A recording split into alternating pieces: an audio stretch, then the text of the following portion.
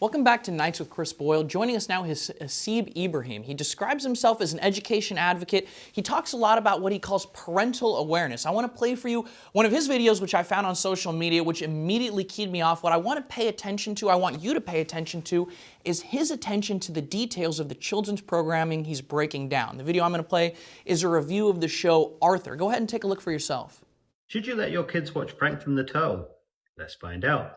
Like other shows from the 90s, the artwork here is hand-drawn, frame by frame. And because producers of the past cared more for the welfare of their artists than parents these days care for the development of their kids, the colors aren't obnoxiously bright or contrasting. Same goes for the animations and the general behavior of the characters. Clearly, Franklin has no idea what Fortnite is, which is why he's digging a hole in the ground to plant a tree and not digging a hole in his dad's bank balance to buy a skin. Most of the stimulation from this show is in the audio. However, the sound effects are not alarming because they are consistent with the environment, and the music is low energy and mostly inspires intrigue. The focus is on the dialogue, which is what we like to see. How does this score?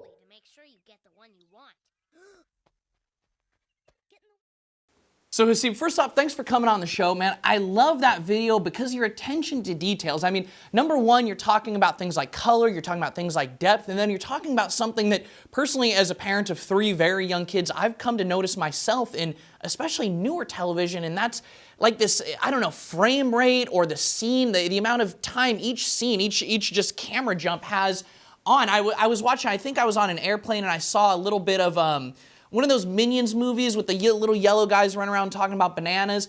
And I mean, it was like boom, boom, boom, boom. It felt like I was being thrown back in my chair like this. And maybe I'm just an old bastard or something, but tell me, Hasib, why did you start doing this work and focusing in, especially on these issues in a time when, I don't know, so many kids seem so glued to the screen? Yeah, it was witnessing my own children's behavior radically change after periods of long exposure to screen time. At the time, I was working on a very interesting project. We were building brain entrainment technology, which was using sound and light frequencies to change the mind state of users. Now, what we were using it for was to put users into a relaxed state, was kind of like anxiety relief kind of stuff. But the potential of this technology, essentially what it was a stroboscope. It's like a strobe light and audio pulses that we were playing at certain frequencies to, either relax the user, but there was totally potential there to excite the user as well. And at the time I was building this tech, I was researching it, I was lead program designer for this company who were doing it. And I was witnessing my children watching, we were introducing them to screen time, and like most parents are today, seeing this radical change in behavior. So that's really fascinating. So you have a background in neuroscience technology. Yeah, you could say that, yeah.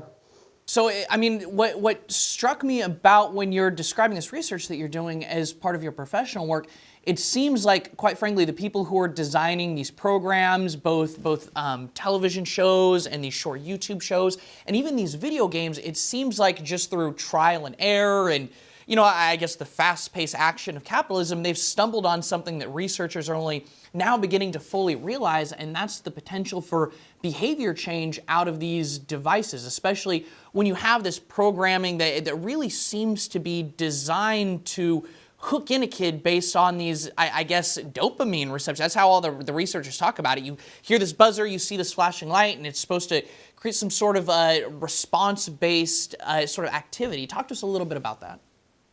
Yeah, so we describe them as stimulation techniques. So these are significant audible and visual changes within a show that designed to keep viewers engaged. Now, these could be things like how quick the shots change, the energy of the music, how frequently sound effects are used, are they natural or unnatural to the scene playing out, how busy the scene is visually, are there lots of characters, is the dialogue moving back and forward between them quickly, are there a lot of fast animations happening. We also talk about the nature of the artwork. Is it 2D? Is it 3D?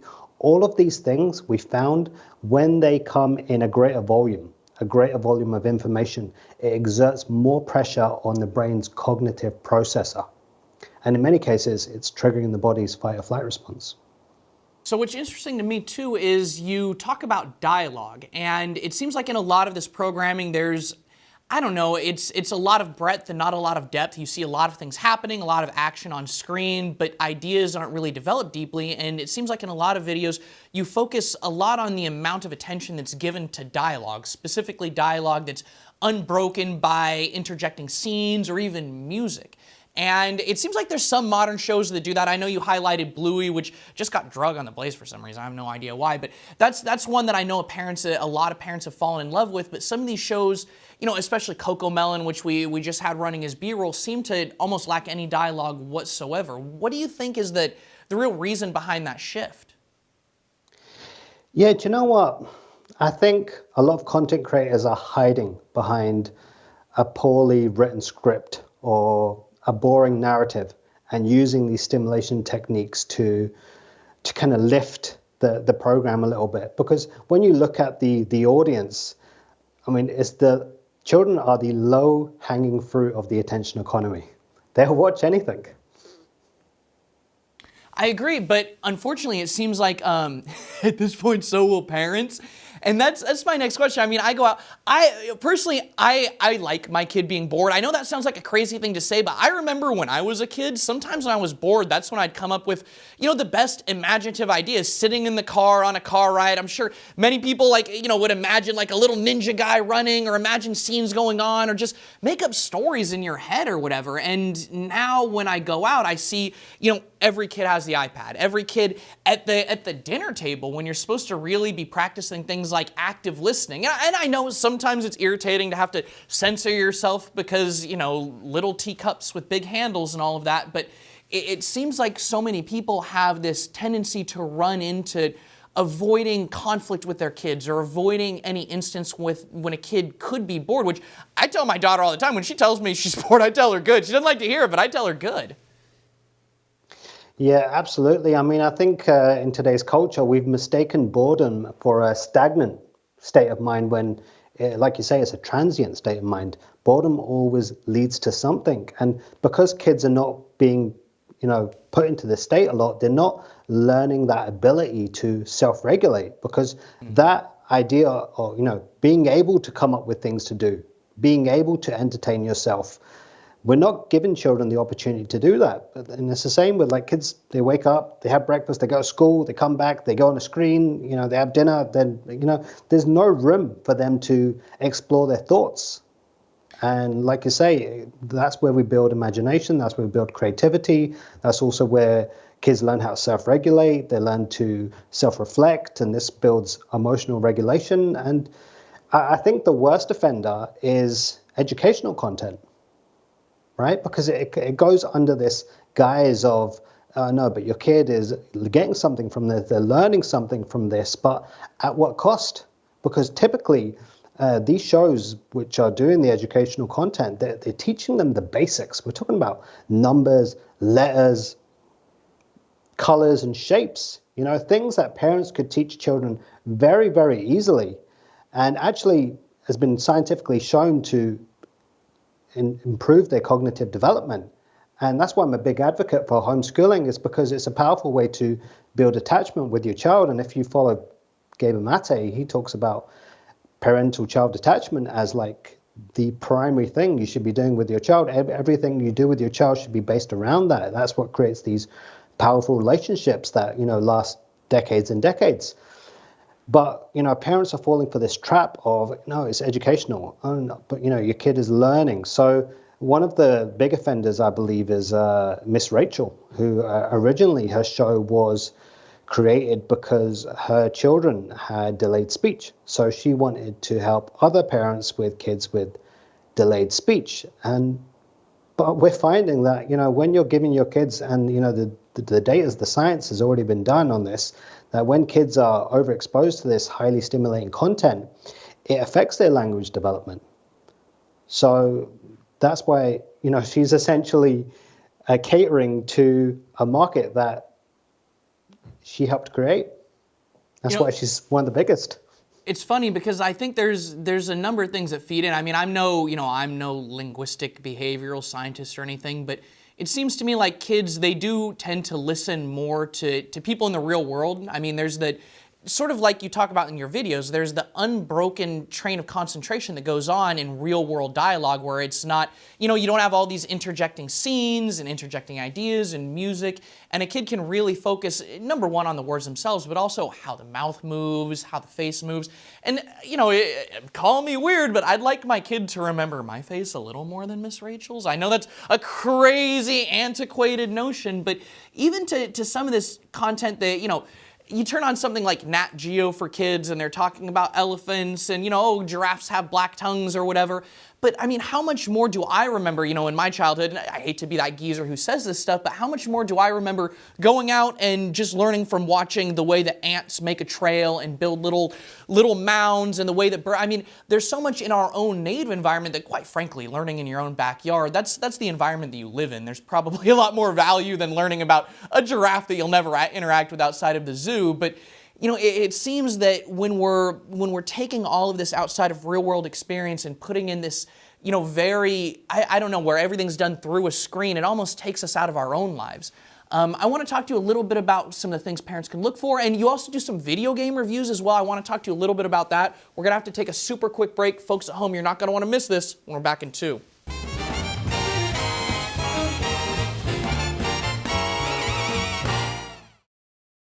Welcome back to Nights with Chris Boyle. Joining us now back on the show is Hasib Ibrahim. He's a parental rights, he's an education activist, he's a parental awareness activist.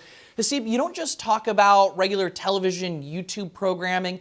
You also talk about something that I think has slipped, really the strangeness of it has slipped beneath the radar for a lot of parents. I want to show a video that you produced on some of these mobile gaming applications that I found honestly surprising and a little disturbing. Here are some of the most disturbing things we saw in the free game section on the App Store. Oh no. There's a game here called Couples Life, which I'm not sure who the target audience is, but it did make me feel sick to my stomach that kids have access to it. Then there was this game called Blood Box, playing a soldier with various tools and weapons to hurt and maim unarmed men in their underpants. A wonderful way to prepare kids for life working in a concentration camp. Then in Whipmaster, at least these guys were dressed like burglars, but there was little point to it other than unaliving NPCs with an electrocuted whip before moving on to the next platform. The sheer number of adverts made most games unplayable, and I can't imagine this is good for building attention or skill from gaming. But some of the worst ones I found in this game called Freaky Stan. Your blood smells so fresh. Oh.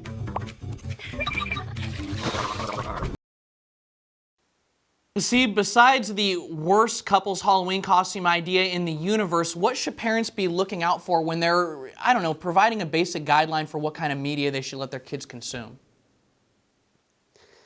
I believe that this stuff's only got away with it for so long is because of parental neglect. A lot of us think that because it's made for kids, it's safe for kids, but you can see for yourself the kind of stuff that they're getting away with. I mean, it's absolutely sickening. This is stuff that I came across myself. In terms of, it depends on age. So, for example, up until age 3, I wouldn't really introduce any sort of screen time. If you're going to use screen time, I would stick to kind of stuff on YouTube, which is, I call it background noise. And it just follows these, I've got a series of channels. You can follow me and I reveal more. But it follows these people that they're not presenting, they're just doing things out in nature. It's the ambience of nature. They're doing ordinary but fairly interesting things. There's no scene changes, there's no animations. It's all very natural at a natural pace.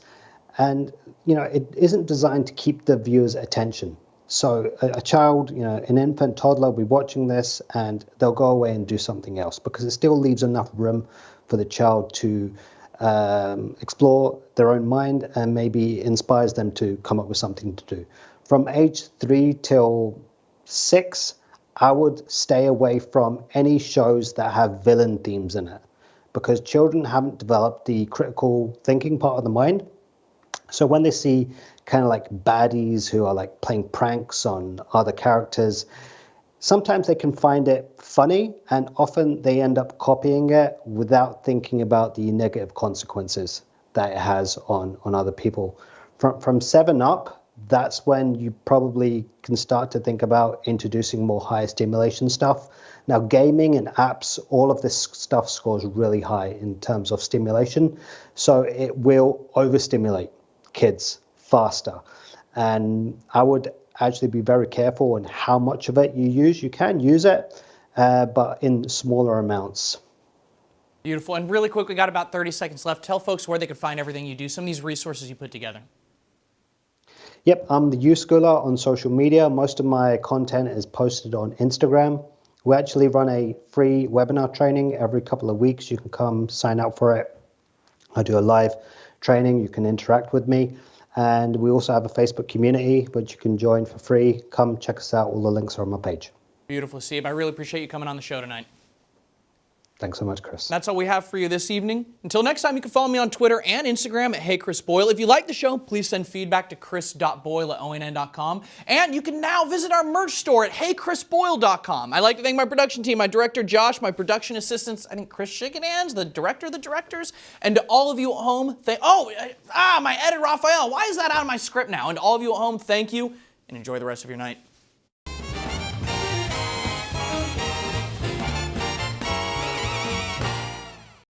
Barely remembered. I got to keep it all up here now.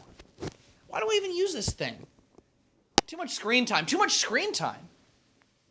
off my show.